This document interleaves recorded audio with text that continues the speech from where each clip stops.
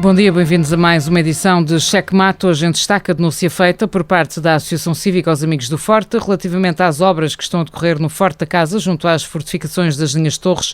Segundo denuncia a associação, que já participou à Direção-Geral do Património Cultural, Câmara Municipal de Vila Franca de Xira e União de Freguesias de Póvoa de Sentaria e Forte da Casa, no dia 28 ao 29 de maio, uma retroescavadora ao serviço da Sociedade Central de Cervejas e Bebidas, sediada em Vialonga, iniciou obras para abrir uma estrada junto ao Forte da Quintela Pequena, que constitui o reduto 35 da obra militar das linhas de Torres. O objetivo será abrir caminho e construir um portão até ao perímetro industrial da empresa para facilitar o transporte de mercadorias. Eduardo Vicente, presidente da Associação Cívica, lamenta o abandono a que tem sido votado este património por parte das entidades oficiais, agora com o culminar desta intervenção que está a decorrer. Nós temos batido não só pela preservação, como pela construção de um circuito pedonal a partir do Forte 38, que englobe todos os fortes existentes aqui na vila. Isto no sentido de realmente também se perceber melhor como é que foi estruturada a implantação, a construção dos diversos redutos, porque isto estão em zonas elevadas e só assim é que se percebe realmente como é que, à época que foram construídas os redutos, o que pretendiam evitar, digamos assim, a chegada das tropas napoleónicas a Lisboa, e da razão pela qual foi construída esta segunda linha, que evidentemente, historicamente, só houve combates em Alhandra, não chegou aqui até ao Forte da Casa, mas tinha esse objetivo. E aqui, aquilo que sabemos, e na altura foi realmente feita uma pressão para que estes fortes fossem vedados, mas também se fizesse a manutenção. Mas isso não evitou que a Sociedade Central de Cervejas destruísse o Forte 36, que alegam que está nos terrenos, mas não sabemos se realmente pertence ou não pertence à Sociedade Central de Cervejas, mas levanta-se aqui uma questão. Existindo esse património que já estava classificado pela Câmara Municipal, na verdade já tinha sido classificado como de interesse municipal, não se percebe como é que, digamos assim, a Central de Cervejas faz uma intervenção naquela zona e destrói aquilo, e apesar da Câmara ter sido chamada, houve uma intervenção nossa no sentido de realmente protestar contra essa situação. A partir daí nunca houve por parte da Câmara qualquer atitude no sentido de realmente levar a que a Central de Cervejas, que na altura disse que iria, evidentemente, fazer a recuperação de que fosse possível do reduto, na altura, portanto isto ocorreu para aí em 2005, mas até à data nunca nada se verificou relativamente a essa situação, de modo que evidentemente da associação continua uma grande preocupação, e agora é esta questão deste estradão que é aquilo aberto junto ao Forte 35, evidentemente que nos deixa numa situação em que estamos extremamente preocupados, na medida em que eventualmente pode vir a acontecer novamente outra destruição. E há aqui um aspecto importante, é que não se percebe como é que isto, tendo sido declarado Monumento Nacional, e essa lista de Monumento Nacional, há um conjunto de fortificações daqui do Forte que estão lá listadas, nomeadamente o 35 e o 36. É engraçado, porque o 36 está destruído e, no entanto, continua a fazer parte da lista. Ou seja, não se percebe como é que as entidades oficiais realmente, quer dizer, então não sabem que o 36 foi efetivamente destruído e continuam lá a manter aquilo na lista e não tomam nenhumas medidas no sentido que haja a possível recuperação daquele reduto. É uma pergunta que fica no ar. Já vamos falar também mais especificamente sobre essas questões, mas gostaria que explicasse e contextualizasse em termos temporais as ações que a Associação tem desenvolvido no sentido deste espaço ser visitável, ser preservado. Por exemplo, eu lembro-me, e há pouco estávamos a falar sobre isso, que nem sequer havia uma sinalização que dissesse que aqui havia um centro interpretativo ou que haviam aqui linhas de torres. Eu acho que há muitos municípios que nem sequer têm conhecimento desse facto. Se hoje existe o centro interpretativo do reduto número 38, isso decorre, e em termos temporais, é porque a Associação, na altura, fez um movimento de recolha de assinaturas para que aquele reduto fosse recuperado. Isto já no ano 2000. Portanto, e só no ano 2010, portanto, aquilo entretanto, entre 2000 e 2010, digamos assim, a Associação interviu em diversas assembleias municipais, em diversas reuniões públicas de Câmara, à altura ainda, portanto, quando era Presidente da Câmara, Maria de Luz Rosinha, em que, de alguma maneira, isso houve, como houve outros municípios também envolvidos, e depois a Câmara Municipal de Vila Franca de Xira, como tinha aquele estudo sobre o levantamento dos redutos existentes, foi englobada nessa associação de municípios. E, a partir daí, entre 2000 e 2010, é que se criaram todas as condições, através da Câmara, de se candidatarem a fundos comunitários, porque, aliás, a recuperação do reduto 38, os trabalhos arqueológicos e a implantação do centro interpretativo decorreu de fundos comunitários a que se candidataram. Portanto, e depois, 2010 então foi inaugurado o centro interpretativo com pompa e circunstância, visto que tiveram cá o Presidente da Assembleia da República, membros do Exército, a Embaixadora da Noruega, etc. Portanto, foi tudo realmente feito uma grande cerimónia, com uma recriação histórica, portanto, da época, e esse foi a altura em que foi inaugurado. A partir de 2010...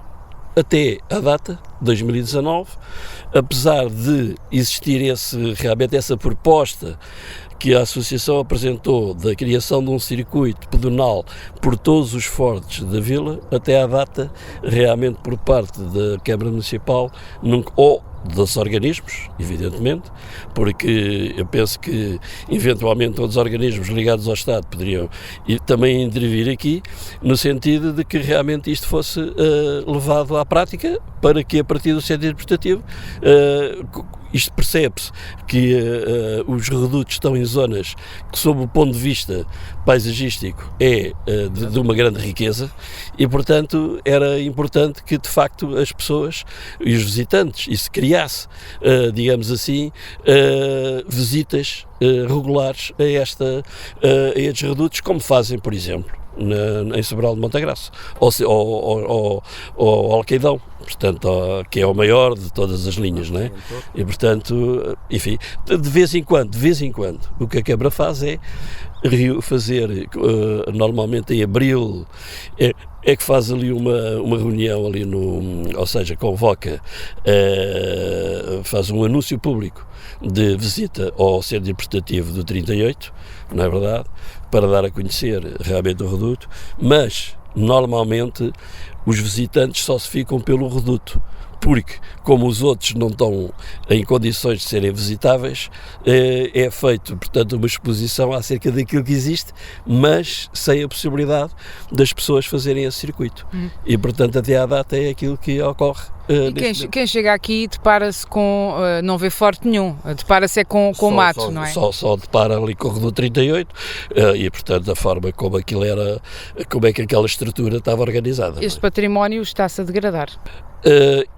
Os outros, aquele mais ou menos, o do 38, ainda tem sido, sim, continua a ser, digamos, a haver alguma manutenção. Portanto, é feita uma desmatação regular e, portanto, de alguma maneira é efetivamente mantido. Mas, de qualquer das maneiras, há aqui uma questão que é importante referir. É que aquele reduto 38 tem uma muralha, uma parte da muralha à volta do reduto, e tem um fosso que ainda não foi, portanto, posto à vista dos visitantes. Ou seja, aquilo está tapado. Uma parte da muralha, se, portanto, lá for a ver, aquilo, na altura das escavações arqueológicas, foi posto a descoberto a muralha e o fosso que circunda todo o reduto, mas posteriormente aquilo foi novamente tapado, porque, segundo as indicações, é que, pronto, isto era preciso fazer depois digamos assim, uma recuperação geral acerca de toda a zona envolvente. E, portanto, neste momento, na nossa opinião da Associação, achamos que não está ainda completo a recuperação do reduto, porque a muralha devia ser posta a descoberto, assim como o fosso, e toda aquela zona devia ser protegida. Acha que há uma falta de interesse? Na minha perspectiva, o que existe é desprezo por este património, porque, efetivamente, aquilo que nos tem sido dito ao longo destes anos, e já lá vão, portanto, todos estes anos, que eu já referi, aquilo que dizem é que, pois, tem muito interesse, etc. De facto, nós estamos preocupados com esta situação, mas estamos a estudar o problema, estamos à espera de realmente ver a forma como é que havemos de fazer toda a recuperação de toda esta zona. Isto é o que é dito em palavras, mas na prática, na prática não se vê nada. Portanto, aquilo que consideramos é que existe, quer dizer, palavras não basta, é preciso, digamos assim, ações práticas. Segundo António Infante, da direção da Associação Cívica, a obra foi executada clandestinamente e sem a fixação obrigatória por lei de um aviso de obra no local. Inopinadamente e sem que nada o fizesse prever, nem mesmo para os moradores, a Sociedade Central de Cervejas, mais uma vez, e no seguimento do atentado contra o património histórico-militar que já tinha feito em 2005, com a destruição, o arrasamento total do Forte número 36, o da Quintela Grande, contratou uma máquina pesada e abriu um caminho para acesso, para abrir um novo portão a nascente da vedação do seu perímetro, da vedação que circunda o perímetro industrial. Essa obra foi feita, aparentemente, sem qualquer autorização camarária, porque este tipo de obras, isto é uma operação urbanística, nos termos da lei, e tem de obter autorização prévia. Do mesmo modo, para que essa autorização seja emitida, a Câmara teria de fazer, a Câmara ou o promotor deste atentado, teria de pedir um parecer, portanto, o chamado parecer prévio, que tem, neste caso, peso vinculativo à Direção-Geral do Património Cultural. Ora, essa entidade, podemos afirmar categoricamente que só foi contactada e por telefone após o escândalo que a abertura deste estradão causou.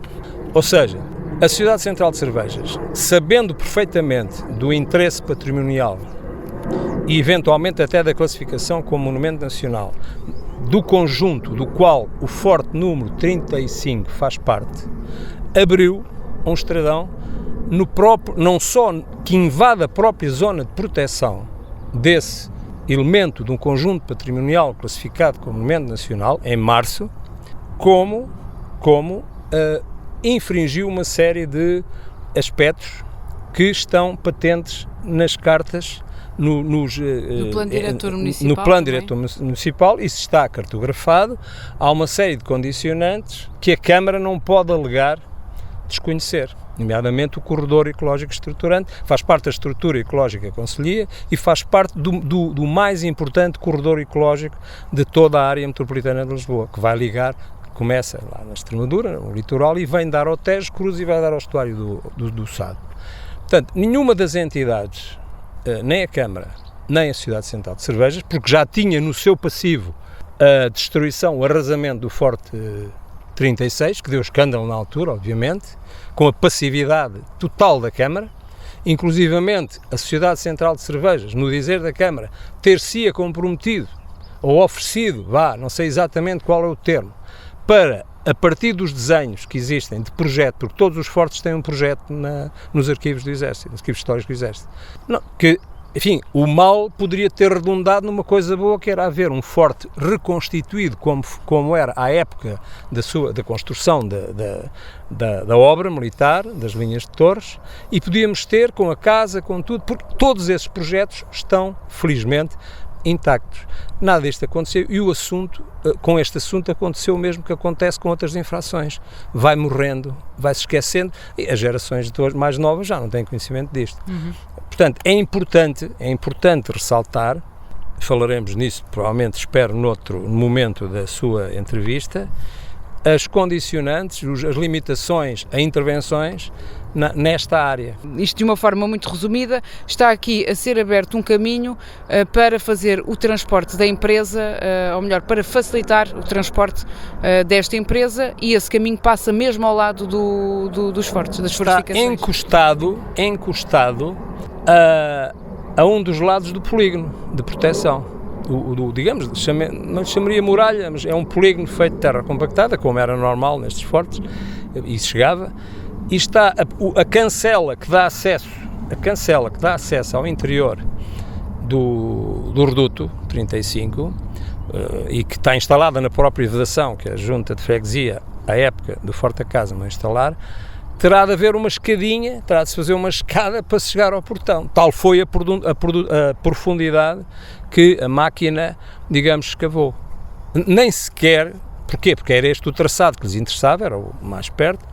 Alegadamente terão comprado este terreno terá sido comprado pela Sociedade Central de Cervejas, não sei se foi, se não foi. Comprado à Câmara?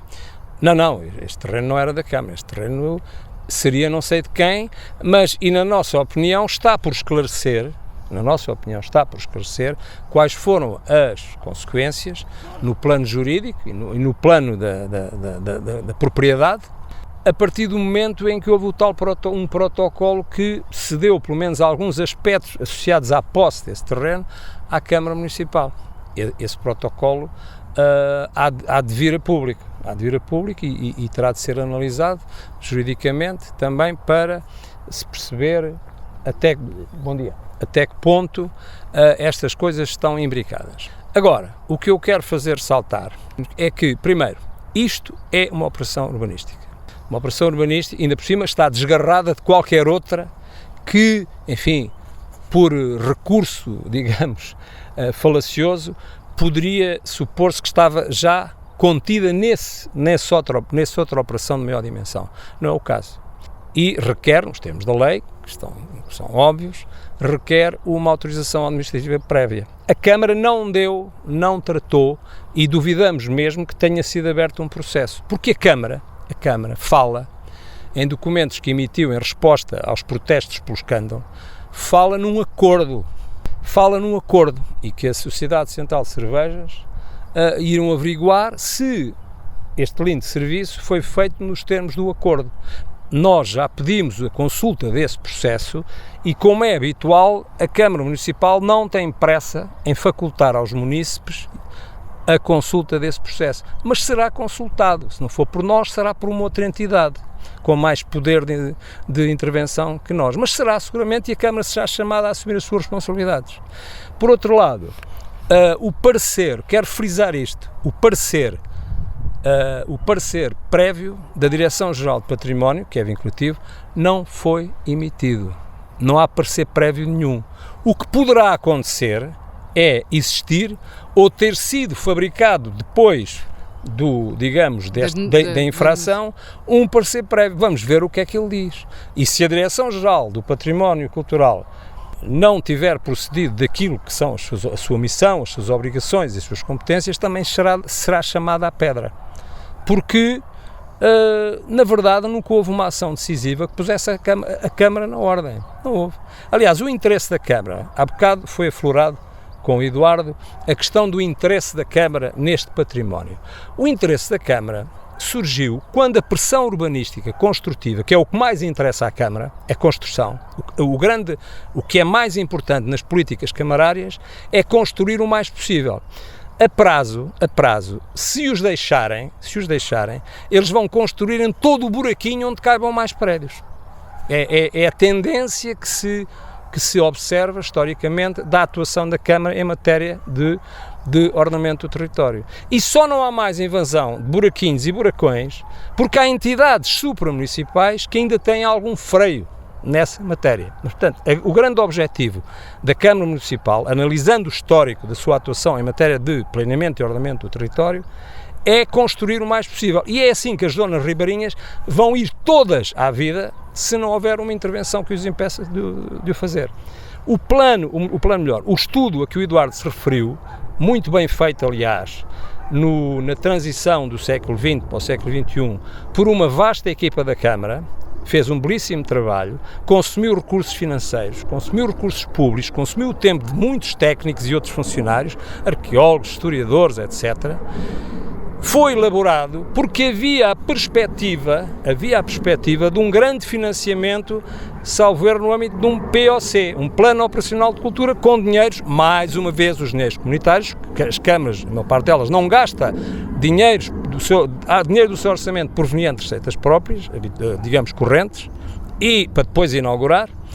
O interesse caiu, e nunca mais, digamos, até a própria estrutura cultural, patrimonial da Câmara se interessou muito por isto, pelo menos aparentemente, deixou cair aquilo que devia ser feito a seguir ao estudo, porque o estudo estava de facto muito bem feito, estava muito bem feito no aspecto descritivo, tinha um grau de pormenor muito bom, tinha considerações de natureza técnica muito bem feitas e valorizava, perdemos uma oportunidade de valorizar todo este conjunto no aspecto ambiental, paisagístico e até turístico. Isto porquê? Porque a partir do momento em que a Câmara percebeu, no tempo da Sra. Dona Maria Luz Rosinha, que o dinheiro comunitário para subsidiar uma grande operação intermunicipal de proteção, salvaguarda e valorização deste património fantástico, que hoje é monumento nacional, a parte que não foi destruída, obviamente, a partir do momento em que percebeu que esse dinheiro não vinha, esse financiamento não vinha, o interesse passou a estar dominado pelo grande interesse que já era dominante na Câmara, que era a construção. Não está posta de parte uma ação judicial, segundo o presidente da Associação, tendo em conta a ausência de resposta por parte das entidades oficiais. Eduardo, relativamente a esta questão do suposto caminho que está aqui a ser construído por parte da empresa, vocês fizeram uma exposição, não é, às entidades oficiais. Quer-me falar um pouco acerca dessa exposição? Quais foram as entidades a quem remeteram o problema, em que datas e se já obtiveram alguma resposta? Penso que não. Não, nós enviámos um mail logo no dia, portanto esta intervenção, verificámos, aliás fui alertado por moradores aqui da zona, de que estava aqui uma máquina a fazer este trabalho e logo no dia seguinte enviámos, portanto, um mail para o Presidente da Câmara. Isto foi em 30 de maio, não é, Eduardo? Portanto, 30 de maio, portanto isto aqui foi 30 de maio que estava aqui a máquina a abrir o estradão, portanto penso que agora só vendo realmente as datas dos mails enviados, mas terá sido dia 30 ou no dia seguinte, portanto terá sido uma coisa. Então foi enviado um mail para o Presidente da Câmara Municipal de Vila Franca de Xira, um mail para a vereadora responsável pela cultura e o património da Câmara Municipal e também foi feito, entretanto houve outros moradores que me disseram que tinham contatado alguns jornais da região, nomeadamente o Mirante, e que tinham contatado também o Ministério do Exército. Houve portanto, aqui um morador, aliás, que fez esses contactos, e também foi contatado o Presidente da Junta de Freguesia, o Jorge Ribeiro, acerca dessa questão. Respostas por parte da Câmara Municipal foi que havia, previsivelmente, queriam estudar o assunto e que depois enviavam uma resposta à Associação. Isto numa primeira fase. Por parte do Presidente da Junta de Freguesia, diz que remeteu o assunto para a Câmara Municipal. Por parte da vereadora da Cultura e do Património, não houve nenhuma resposta até à data acerca deste assunto. Posteriormente, enviámos novamente um mail para a Presidência da Câmara a solicitar a consulta do processo que tivesse sido aberto, relativamente ao eventual, perguntar se tinha sido aberto um processo relativamente à realização desta obra, mas após esse segundo mail, até à data, e hoje é dia 20, portanto 21, não é?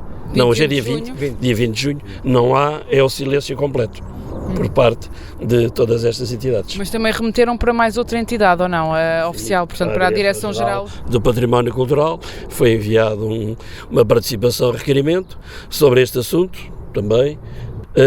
Isto foi já passado, portanto, uns dias, com envio, portanto, de fotos relativamente àquilo que se estava aqui a passar. A única indicação que temos é que isso foi enviado para despacho, foi atribuído o número de processo, foi atribuído um número de processo e foi enviado para despacho pela senhora Diretora-Geral do Património Cultural. É a indicação que temos até este momento. Que atitudes é que pensam tomar? Não sei se já tem alguma coisa planeada. Eventualmente, há aqui outras questões que estamos a ponderar acerca de perante a ausência de resposta destas entidades, e vamos determinar realmente quais outros passos a dar a seguir, que neste momento ainda não estão bem definidos, mas que vamos definir. Outros passos a dar a seguir perante este silêncio que existe. Em última análise, podem recorrer a uma via judicial? Interposta algum processo interposto para a associação? É uma questão que vamos realmente avaliar, se realmente isso é viável e se justifica essa situação.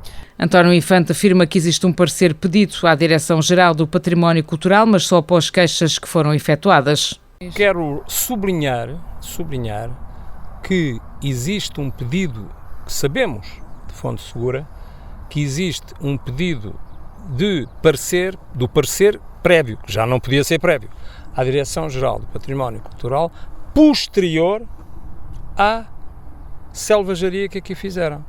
Isto porque deu escândalo e houve pessoas que se movimentaram, incluindo pessoas ligadas, seguramente, também ao aparelho autárquico. Isto criou uma situação embaraçosa e provavelmente é por ter ficado embaraçosa que a senhora vereadora Manuela Ralha, que continua calada. Que eu saiba, sublinho, não houve nenhuma reação pública junto da imprensa, dos órgãos de comunicação social da Câmara, a tentar explicar isto aos municípios, talvez porque também a sua atuação, por omissão, foi deficitária. E resta saber, e provavelmente terão que ser outras entidades com mais poder do que nós para fazer isso, o que é que se passou antes disto. Se houve de facto um acordo entre a Câmara Municipal e a Sociedade Central de Cervejas, esse acordo não pode ser o resultado de uma conversa de amigos. Esse acordo tem que estar sustentado num documento oficial que tem de estar na Câmara num processo administrativo, documental administrativo. E a Câmara vai ter de mostrar isso a alguém. Não sei se será a nós em primeira mão, se será outras pessoas que já se movimentaram, com certeza, ou se será alguma autoridade com poderes para isso, porque até a data não. Não, é só para retificar uma questão. Esta participação, requerimento que a Associação fez à Direção-Geral de Património Cultural, antes já outros cidadãos, ou pelo menos um cidadão, já tinha feito esta participação. Portanto, digamos assim que aquilo que a Direção-Geral foi, por ordem de chegada da participação, englobou tudo no mesmo documento. Como é normal. Pronto, como é natural. Portanto, é só para referir que antes de nós, já outro cidadão tinha feito esta participação. Portanto, há de estar junto desse processo, não só a participação do cidadão em causa, como também da nossa associação. Okay. Mas acresce a isto, se me permite a nota, que a Direção-Geral do Património Cultural, independentemente de outros fatores, que tenham uma natureza, enfim, que mereceria especial atenção e noutra perspectiva, não tem recursos, pode sempre invocar, quer proceda de maneira negligente ou não, e eu não estou a dizer que procedeu ou deixou de proceder, mesmo que não tenha procedido de maneira negligente, ou pior ainda do que isso, eu admito que não tem recursos, pode sempre invocar, com razão ou sem ela, mas há uma situação de fundo extremamente grave em Portugal, que tem dezenas de anos. É que sucessivos governos do país descapitalizaram, puseram em colapso financeiro todas as estruturas que em matéria de cultura e de ambiente e território podiam, todos os organismos e estruturas regionais e nacionais que foram criadas nos bons tempos, em que houve uma geração de técnicos e de políticos que conseguiram fazer vingar, pelo menos no plano do aparelho de Estado e das políticas legislativas sobre o património ambiental e cultural, conseguiram fazer vingar uma série de restrições à bandalheira, à selvageria que se seguiu a partir do momento em que a política portuguesa ficou dominada pelos lobbies da construção civil e das obras públicas. O que acontece é que já antes do governo do Sr. José Manuel Barroso havia um déficit de financiamento, foram reduzindo verbas. O assunto foi levantado na última reunião de Câmara de Vila Franca de Xira por parte do vereador do Bloco de Esquerda, Carlos Patrão, que questionou diretamente a Câmara sobre este assunto. Um episódio que tivemos há dias no Forte da Casa, que aliás eu reportei aqui para os serviços da Câmara, que tem a ver com a construção pela Central de Cervejas de um estradão junto ao Forte número 35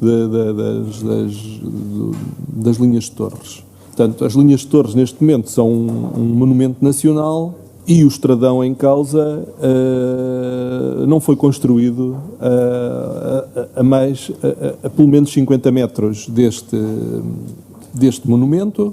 Portanto, o que infringiu, na nossa opinião, infringe a lei. Também não conseguimos detectar qualquer licenciamento para a Central de Cervejas fazer esta obra. Não detectámos que houvesse um alvará para fazer esta obra. O que gostaríamos de ser esclarecidos pelo Executivo sobre esta situação, até porque o regulamento de obras prevê coimas para este tipo de movimentação de terras que vão de 1.500 euros a 450.000 euros. E, portanto, não nos parece que a Central de Cervejas seja mais ou menos que qualquer outro cidadão ou qualquer outra empresa que, quando precisa de fazer este tipo de movimentações de terras, tem que pedir licenciamento à Câmara e, portanto, gostávamos de ser portanto, esclarecidos sobre esta questão.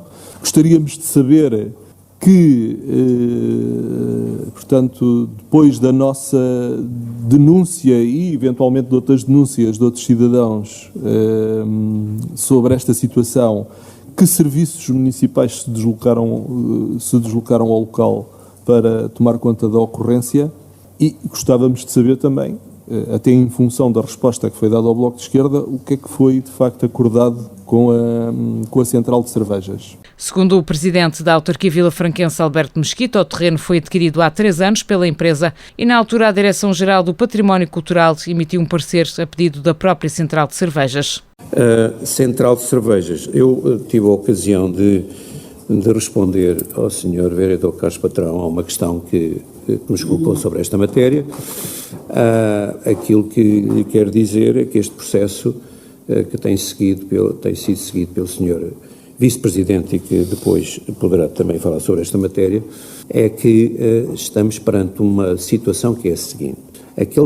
Todo aquele terreno foi adquirido há cerca de 3 anos e inclusivamente ontem tive a ocasião na cerimónia de entrega de um valor monetário para apoiarmos as famílias mais vulneráveis. Portanto, foi um momento que é feito já há muitos anos esta parte, em parceria com a Central de Cervejas. Tive a ocasião de falarmos sobre esta matéria. E aquilo que me foi dito é que, e confirmamos, é que quando a Central de Cervejas adquiriu aquele terreno, já sabia efetivamente a necessidade da proteção dos redutos, salvo erro 35, que é o que está em causa.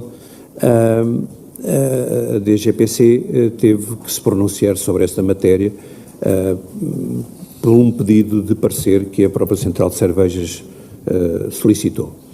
E na altura foi claramente dito o que é que era necessário fazer. Portanto, o pedido de parecer da DGPC está absolutamente definido nessa ocasião da aquisição dos terrenos. No entanto, para não haver dúvidas absolutamente nenhumas, a Central de Cervejas está a desenvolver iniciativas para clarificar alguma dúvida que possa subsistir sobre o trabalho que ali está a ser desenvolvido. Mas o Sr. Vice-Presidente já complementará aquilo que eu acabei de referir. Também o vice-presidente do município, António Oliveira, se pronunciou sobre esta matéria e garantiu que está a acompanhar o processo. Estamos a tratar de uma via numa propriedade particular que é pertence da Central de Cervejas, mas convém aqui fazer um pouco de introdução ao processo, até para conhecimento da Câmara e dos presentes. Nós estamos aqui em presença de uma operação complicada a nível de transporte da zona da Praia dos Pescadores para a zona industrial da Central de Cervejas. E o que é que estamos aqui a falar? Estamos a falar de transporte de 10 reservatórios para implantação de uma nova unidade industrial em toda a Europa, que saiu de Espanha por razões de gestão da própria empresa e foi colocado em Vialonga. Vem dar uma envergadura de capacidade de um tipo de cerveja que me permita mencionar qual é, passo a publicidade, mas que a administração entendeu que deveria ser executada em Vialonga, mas para isso toda a infraestrutura da fábrica deveria ser reformulada. E reformulada com a instalação de 10 reservatórios, salvo erro de 40 toneladas cada um, que serão transportados da Praia dos Pescadores, um por noite, é o que está planeado, que já foram executados e já estão em transporte marítimo.